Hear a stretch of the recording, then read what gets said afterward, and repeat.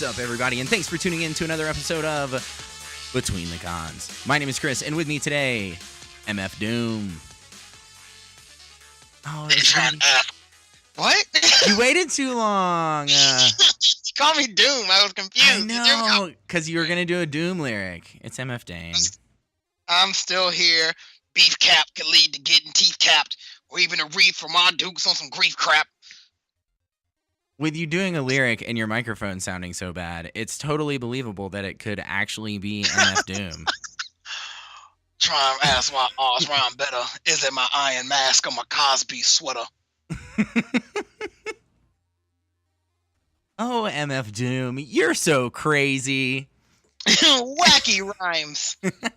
Anyways, thanks to everybody for tuning in today. We really appreciate you guys coming to hang out with us. We've got a pineapple episode for you, so we're going to hit those headlines in just a second. But before we do, make sure you're following us on Facebook, Twitter, Instagram, all at Between the Cons.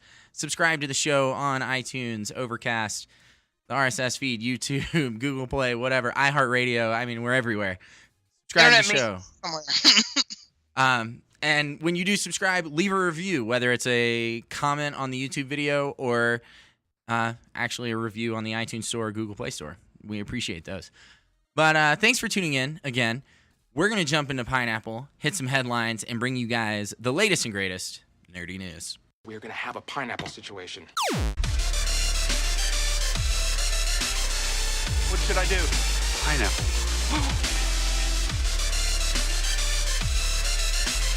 The word that cannot be spoken. Pineapple. Just want to say pineapple. Pineapples are fun. My dad used to throw them at me. Pineapple. Seriously? Wow. So, who watched the show Nip Tuck growing up? Me? Just me? Just you. Yeah, Me? I'm pretty sure that's just you. Yeah, and actually, I never watched it either. My mom was really into it. I never got it. But I did recognize one of the main doctors because he played Dr. Doom in the Fantastic Four movie. Julian McMahon. Early 2000s. Early 2000s.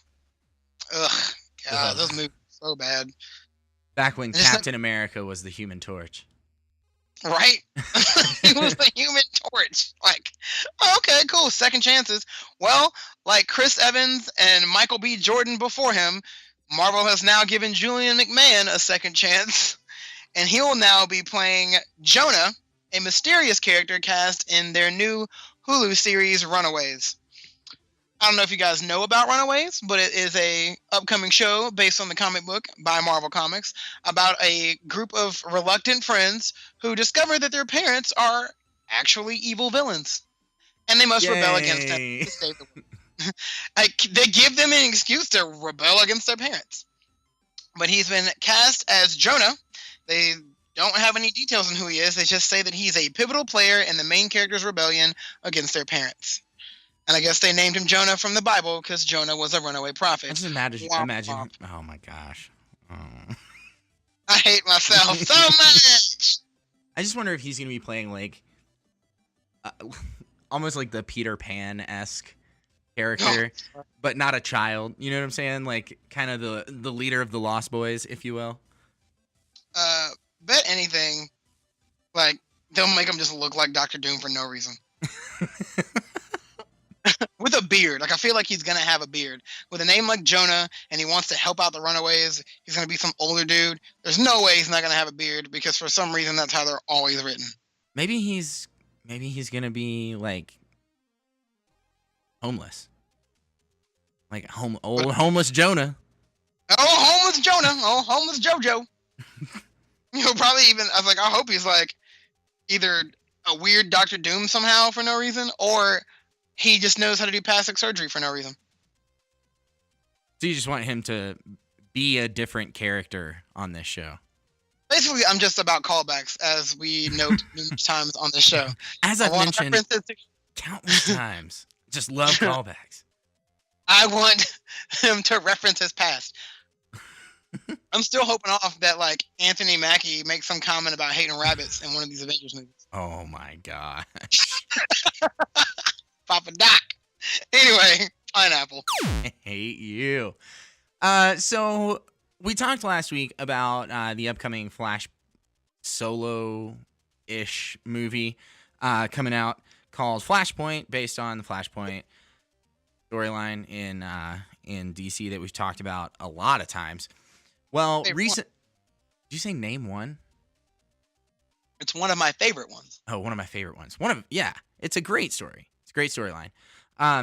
Karen Gillan, who you know as Nebula from Guardians of the Galaxy, or Amy Pond from Doctor Who, she has said that she wants to play the Joker. And then after she said that, basically somebody said, "What comic book character do you want to play next outside of the MCU?" And she was like, "Can I say the Joker? I'm going to go with the Joker." And then after she said that, somebody said, "Well, the Flash movie's going to be Flashpoint, and Martha Wayne was the Joker, Flashpoint."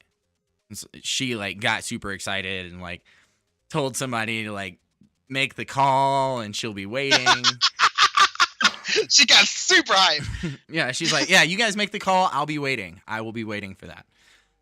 So kind of a spoiler just happened. If you're not familiar with the Flashpoint storyline,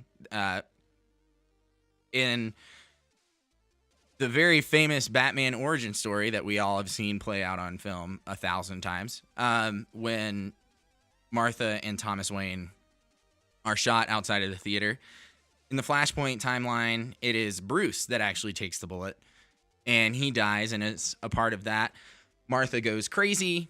Thomas becomes very vengeful. Thomas takes on the helm of Batman. Martha Wayne becomes Joker. It's this really cool thing that happens, and she is absolutely insane. But that being said, at the beginning of BBS DOJ, Lauren Cohen, who is Maggie from The Walking Dead, she actually played Martha in that scene. But that doesn't necessarily mean that it's not possible for them to cast someone else for a Flashpoint movie. Recastings happen all the time. Yeah, look at the first 4 Batman movies. Right. But especially with it being something that was more of an origin kind of thing, and it wasn't a full role. There was no acting involved. It was a 5-second scene that was put in slow-mo and lasted 36 minutes for those opening credits. At least it felt like 36 minutes. But yeah, I think that'd be really cool. I think it'd be really cool to see Karen Gillan as the Joker. I think it'd be cool to see a lady Joker. I mean, I would be stoked to see her play Joker. I would be stoked to see Lauren play the Joker. However, Jeffrey Dean Morgan has to be Batman. Oh my gosh, that'd be excellent. That's what I want. I just want Jeffrey Dean Morgan as Batman. I mean, he was basically Batman in Watchmen. Yeah, pretty much. As the comedian. Take the comedian and just make him not an over-compensating douche. And there you go. And still murders. Boom, Batman. Gotcha. But yeah, I think that'd be super cool. I mean, with the Flashpoint movie coming up, I'm really interested to see how deep they're going to dive into the Flashpoint storyline. With the Flashpoint Paradox animated film, I feel like that's a really great place to start. Similar length, action, drama, good story in an animated film. So just kind of depends on what angle they're trying to take with it, how much they're planning on changing, which I'm sure they're planning on changing at least 80%, knowing Warner Brothers. So we'll see. We'll see how it shakes out, but I think it'd be cool to see Karen Gillan and a Martha Wayne Joker happen. Pineapple. So we all know about the whole Disney Netflix brouhaha. Because mainly, Disney owns the world now. Right. So everyone's just kind of like, what's going to happen to all these things? So currently, the talks that are going on is that Disney's only doing it for their movies, just straight up Disney movies. So unfortunately, that does mean Moana's going to be out. That also means that, interesting. Inside Out and those movies are going to be out. However, they are still trying to keep conjunction with their Marvel and Lucasfilm. So basically, potentially, even though Disney's going to be leaving Netflix, we're still going to be getting all the new Marvel movies to Netflix, as well as all the new Star Wars movies to Netflix, which is great. Why would they start their own stream? That's so strange to me. If it's just going to be for their movies, I wonder if like Disney Channel shows and stuff are going to be on there too. I would hope so. And if they do that, then I might be like, okay, you mean to tell me I can watch Brink 15 times a day if I so choose? Bruh, you give me those Disney Channel original movies. Can I get the trilogy of Xenon? Or 1, 2, and 3, where like 2 has the weird like missing. For some reason, they recast Raven-Symoné in the middle because she couldn't do it, and then the third one she came back for a cameo. I don't understand it, but whatever. Did you just say punks? As in Jessica Alba punks? Yeah. Jessica Alba as a 16-year-old Jessica Alba trying to be like the tough tomboy. Yes. Yep. Punks. The Paper Brigade. Oh. Let me get the Paper Brigade. Oh my gosh. I will watch Disney streaming service. Luck of the Irish. Oh my god. That movie was so goofy. Oh, it was so goofy. And what's his name? Tommy. My father's from Ohio. Tommy Osmondson. Oh yeah. Yeah, the guy that plays Lassiter in Psych was in it. Yeah.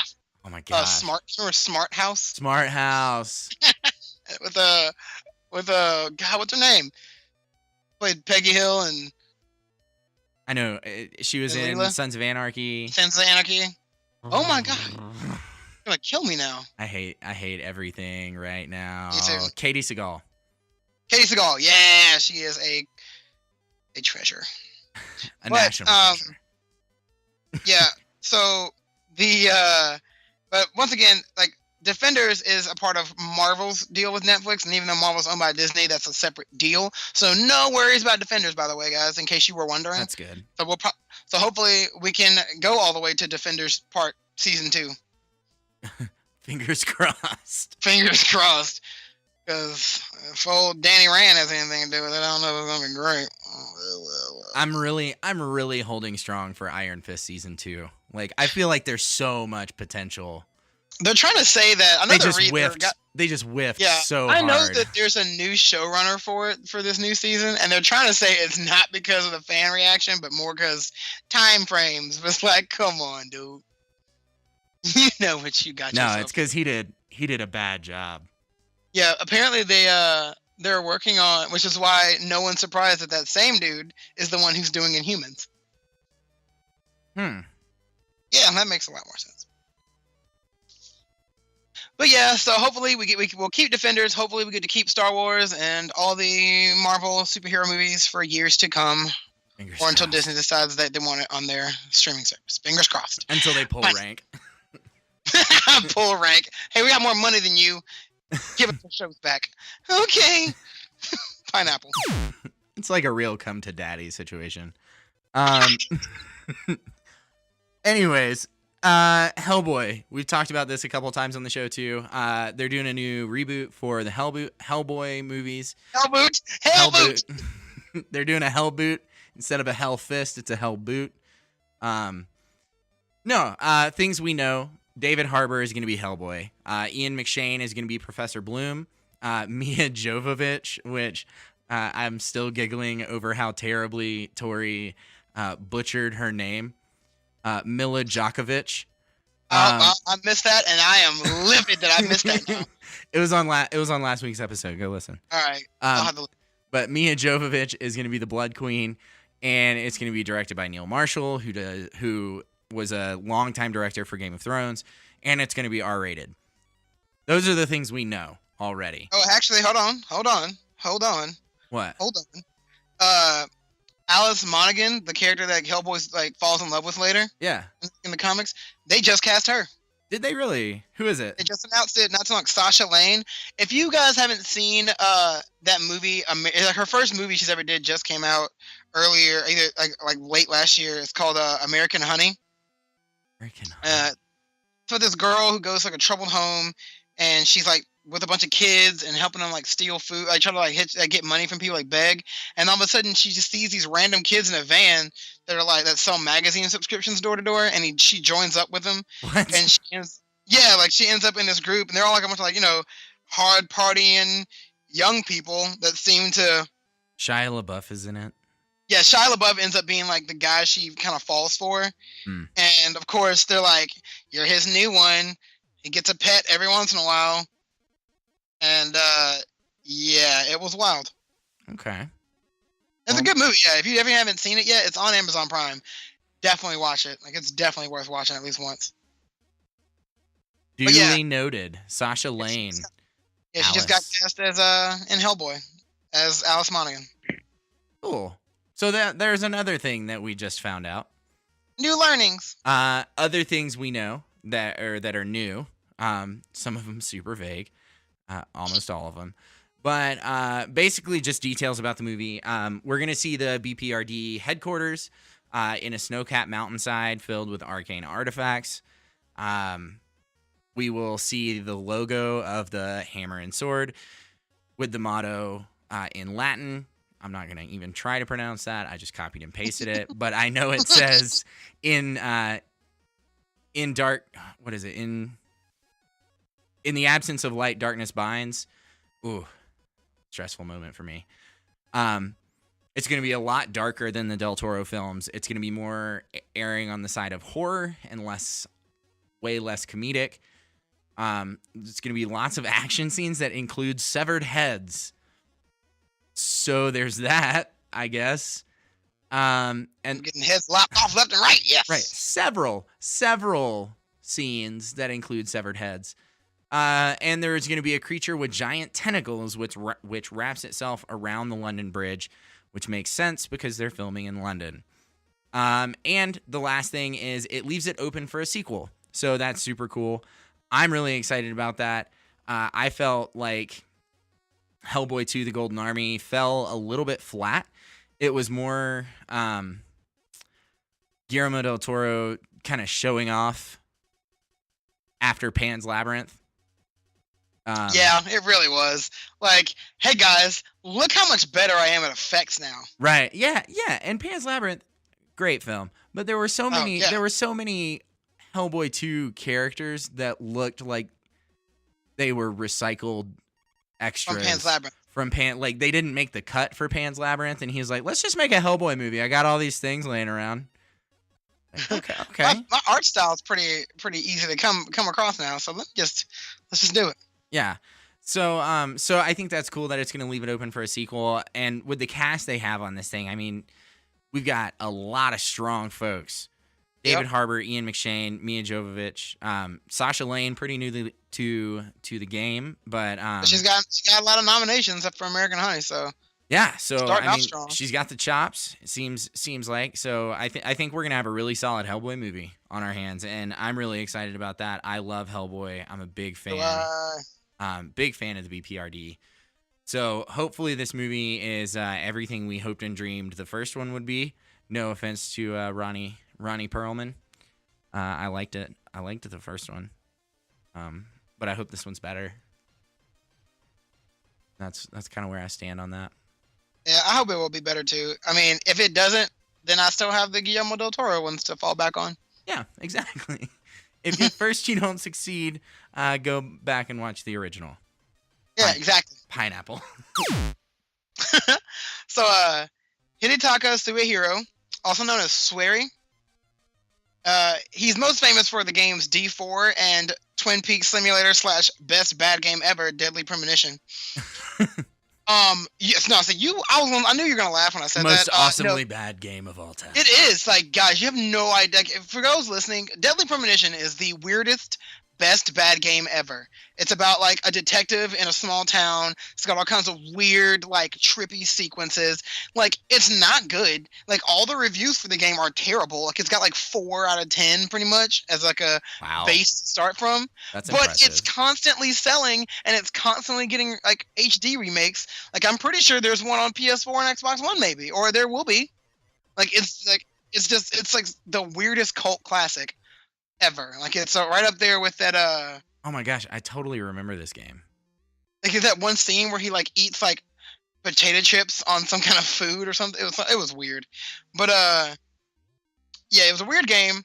They keep remaking it. I don't know why they keep remastering it for every generation so everyone can know about this weird strange game. But he just announced he is making a new game called The Good Life. I'm really excited about this. The Good Life is set in the fictional English town of Rainy Woods, a place where all the town's residents turn into cats during the night. Well, cats. What? All the squirrels turn into cats. According to the announcement, the RPG stars Naomi, a New York photographer in massive debt trying to uncover the town's secrets, who also becomes a cat at night.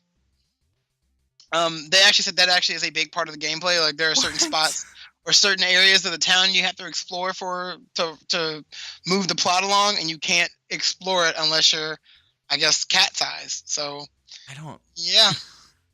They've got pictures already up, and it's like super anime, Professor Layton-y kind of in the art style. And like the girl you play as, Naomi, her cat version of her looks like someone just was like, hey, make this girl into what a cat version of her would be. And that's exactly what it looks like. Cat RPG. Yeah. Yeah.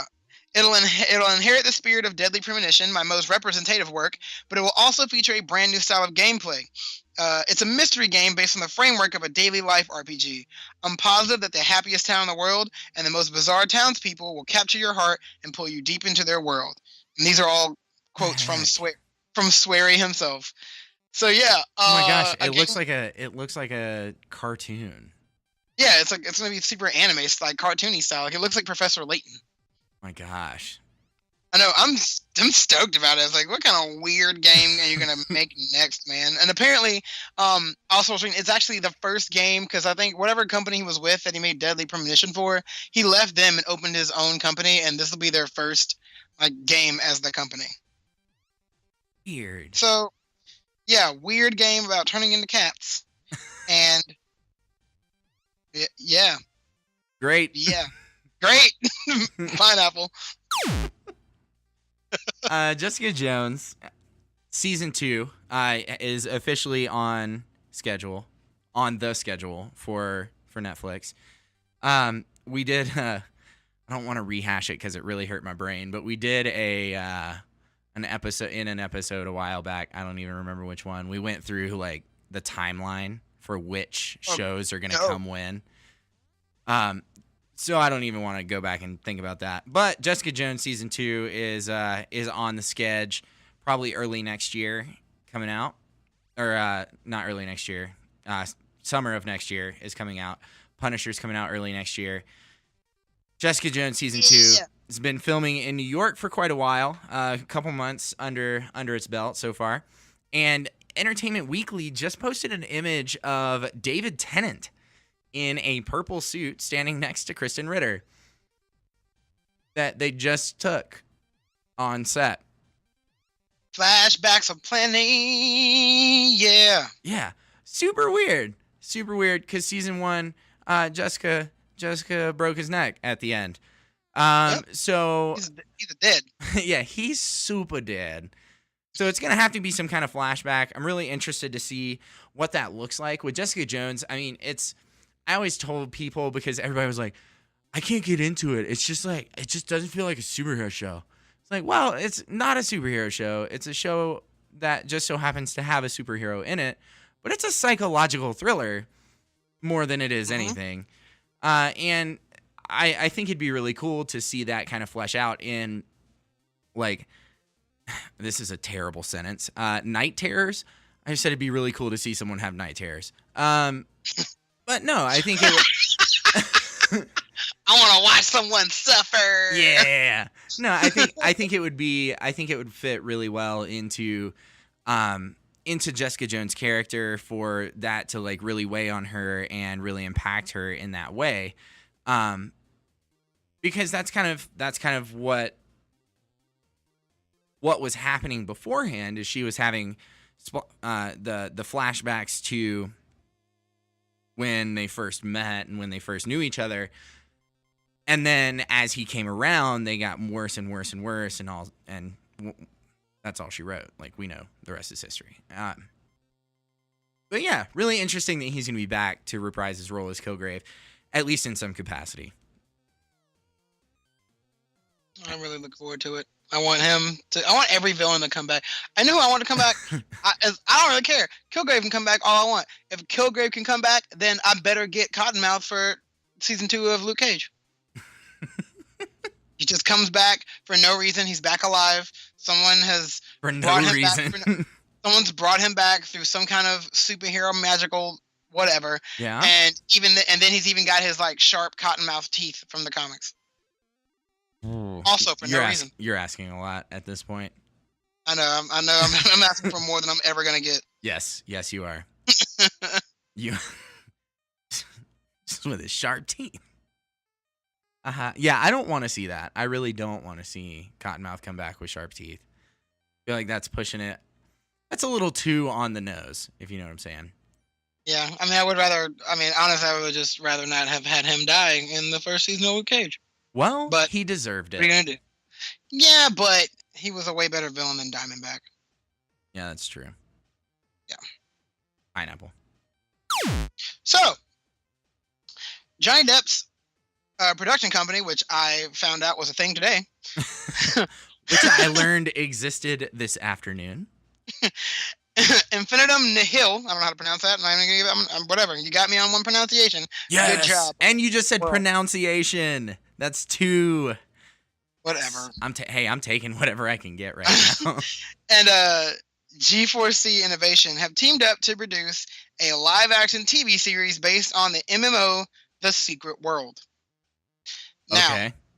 who has heard of The Secret World that listens to this podcast? None of you? I'm sure. You have? All right, look at you. Go ahead, Chris. So, The Secret World was basically around a power struggle between like a trio of shadowy organizations, the Illuminati, the Templars, and the Dragon. And they're trying to get like control of the supernatural world that only they can actually even perceive. And to be honest, I'm kind of excited about this in a low sense of that because, I'm always going to be cautious when it's like a video game property gets adapted. Right. But the cool part is the way this like MMOs are set up, you can literally make a TV show about that world. Because MMOs don't have main characters. They have the world is the main character in MMOs. If you get what I'm saying. I feel you. I'm following. But anyway, they're making The Secret World into on the show. Yeah, apparently they tried to make it into a series back in 2012, and the creator, who is Scandinavian, and I'm just not gonna pronounce his name because I'm not gonna give you 3 wins today. Oh no.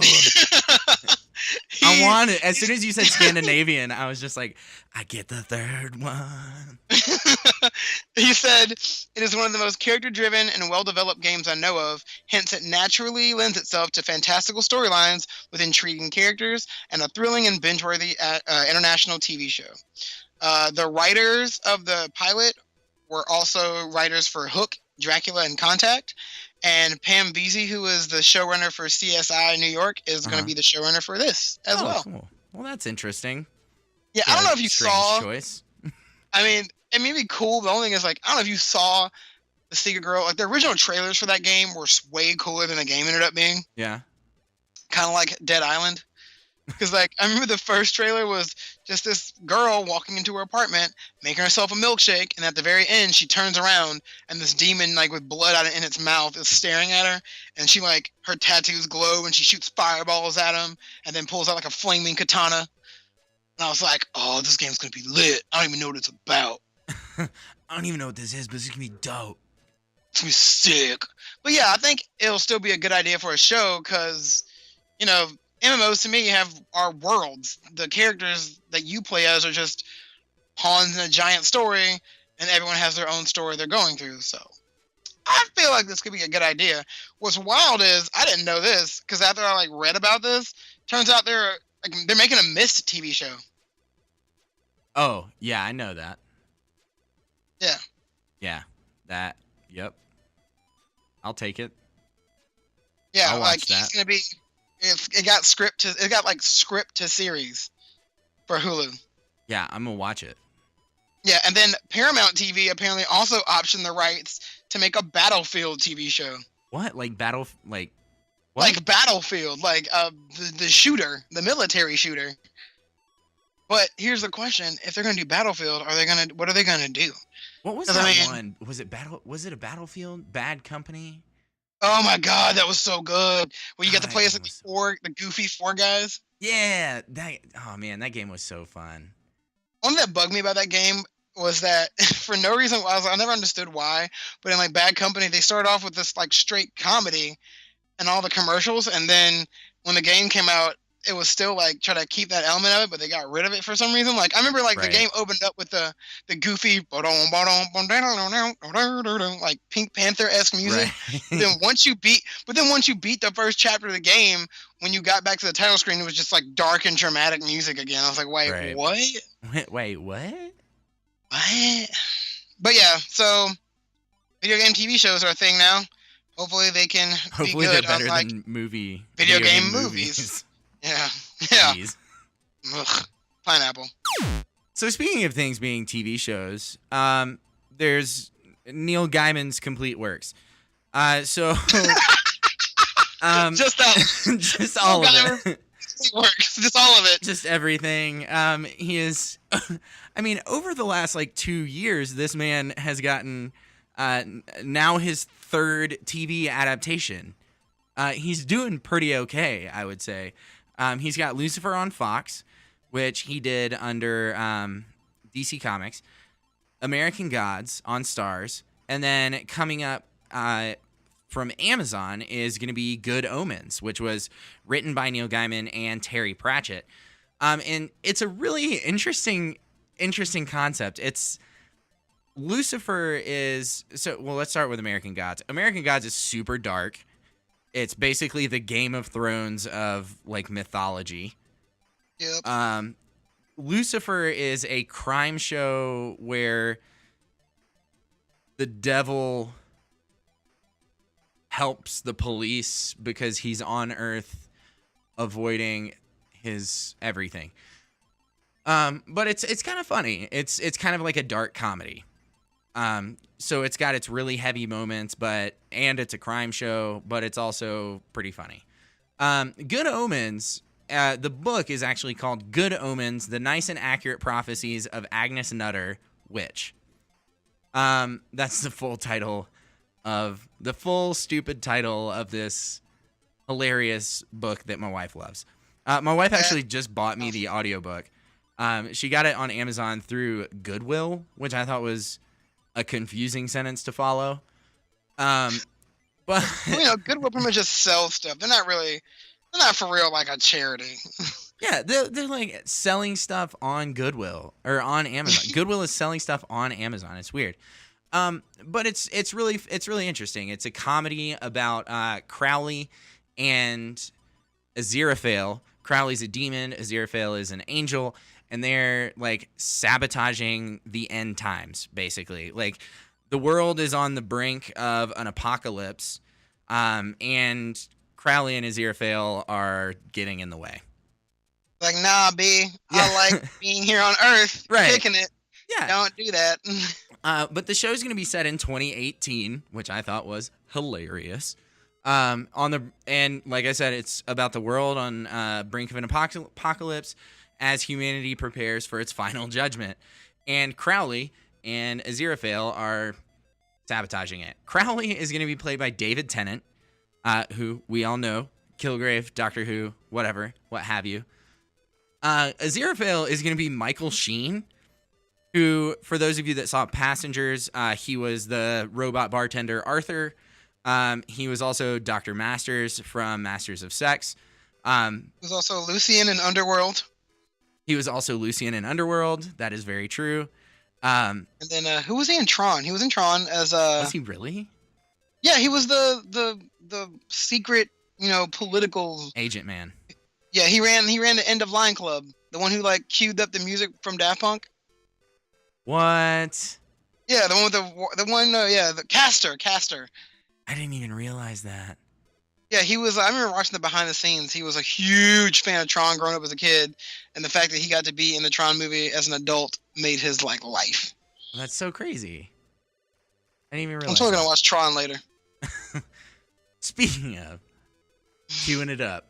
But no, it's two really funny, like, lanky goofball actors. Like David Tennant, he's not a comedic A actor. comedian? I was gonna say he's not a comedian, but that's not what I wanted. He's not a When you comedic. say comedian now sounds like if Comedian. someone does a good like comedic performance, it was a comedy performance. Okay. But he's And neither of them are. Neither of them are comedic actors, but they're both goofy, and they both have the capacity to be comedic. So I think it's going to be a really cool, really fun show about an apocalypse. But the first.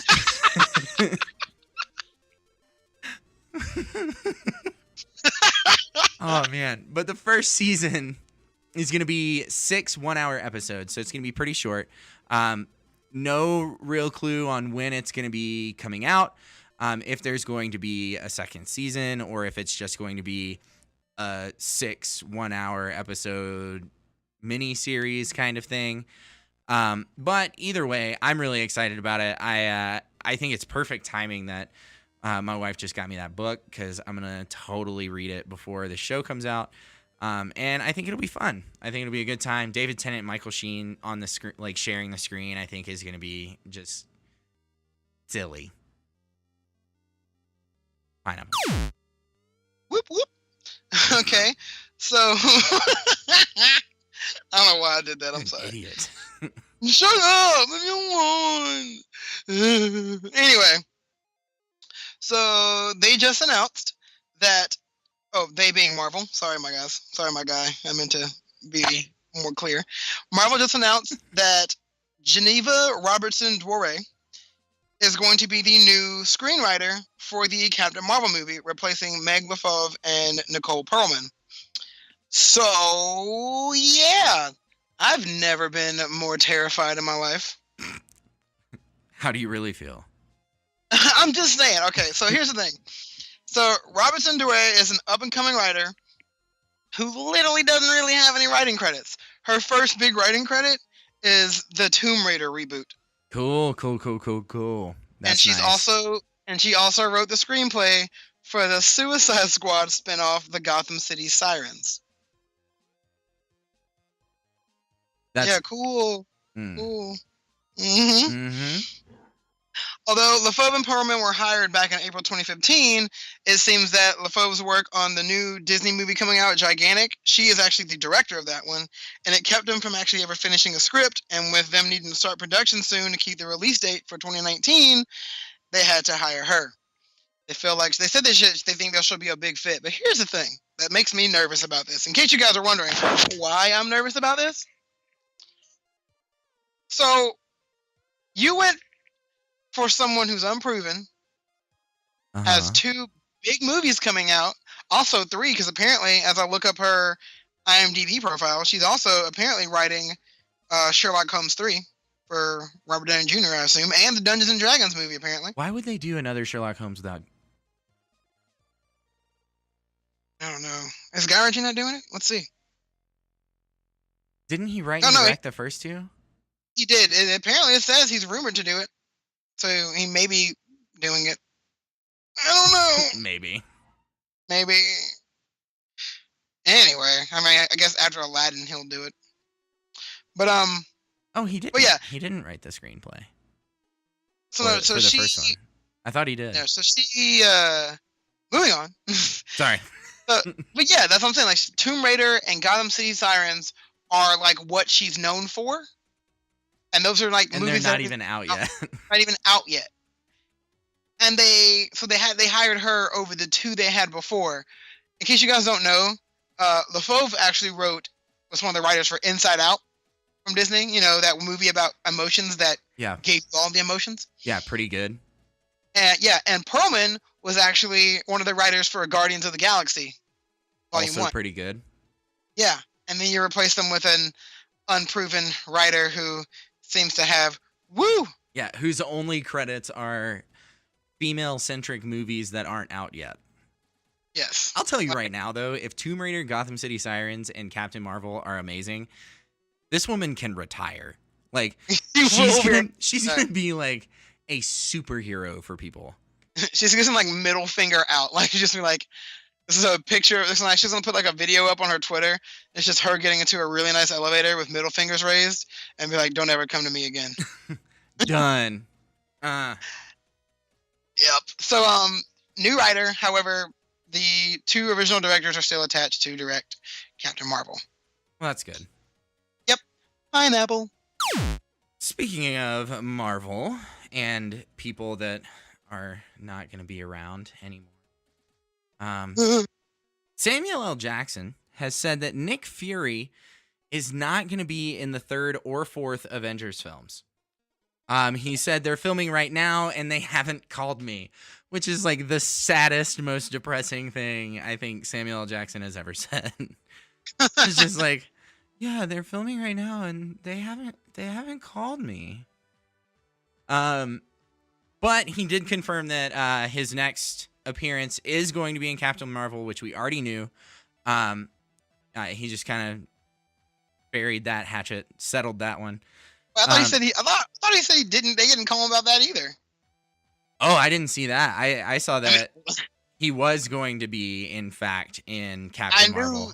I knew that they said the storyline for Captain Marvel was he was involved. They said in the storyline he'll be appearing with Sans eye patch. Yeah, that was what they that was an actual official from like Marvel. But I think he said they haven't told me anything about that either. Well, in fairness, that one's a year and a half away. Oh yeah, that's true. So I feel like, especially since I doubt he'll have a huge role, I'm sure he won't need to be there every day of filming. I feel like it'll be a lot bigger because I think it's gonna be like I think they'll have to have some reason to explain why she hasn't been around yet until Avengers 4. Oh yeah, that's true. Because Captain Marvel was supposed to take place in the 90s. Right.